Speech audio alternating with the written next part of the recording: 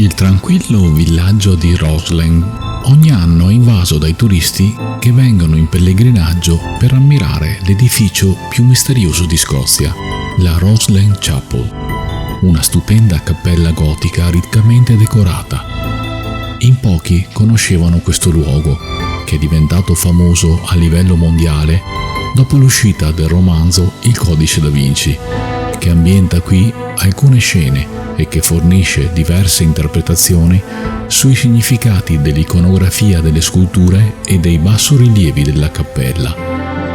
Infatti, l'interno è decorato in maniera quasi ossessiva, senza lasciare un centimetro libero, a creare veri e propri giardini di pietra in cui si mescolano simboli e icone della massoneria e di sette segrete. Questo gioiello gotico è ancora oggi al centro della fantasia legata al mondo del Santo Graal e dei Cavalieri Templari.